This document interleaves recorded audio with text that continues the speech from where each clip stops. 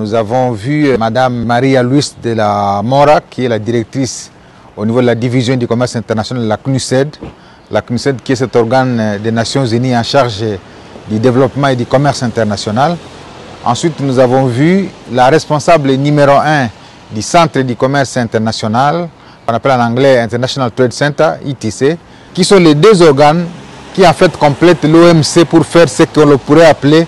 les temples du commerce international. Parce que sans ces trois temples du commerce international, eh bien, il n'y a pas de régulation du commerce à travers le monde. Et donc nous avons obtenu, et de l'OMC, et de la CNUSED,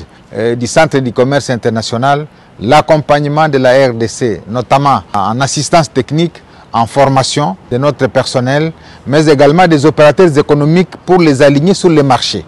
Parce que nous avons les marchés américains à travers l'AGOA, nous avons les marchés européens, nous avons les marchés chinois, nous avons les marchés de la ZLECAf, mais dans la plupart des cas, il y a des questions qui se posent au niveau des opérateurs économiques qui se disent mais nous produisons par exemple du cacao, nous produisons du café, nous produisons du piment, nous produisons tout ce que nous avons gagné comme marché, mais comment nous devons intégrer ces marchés? Alors les structures que je viens de citer tout à l'heure ont promis d'accompagner la RDC dans la formation de nos opérateurs économiques, comment ils peuvent capter tous ces marchés au niveau international, comment ils peuvent améliorer les méthodes à la fois dans la chaîne de production jusqu'à la commercialisation. Et donc pour nous, nous pensons que ce passage ici à Genève est un passage très important. C'est mon premier passage depuis que je suis ministre du Commerce extérieur et j'ai donc établi des canaux de communication qui deviendront permanents et à l'occasion, j'ai promis à Madame la DG de l'OMC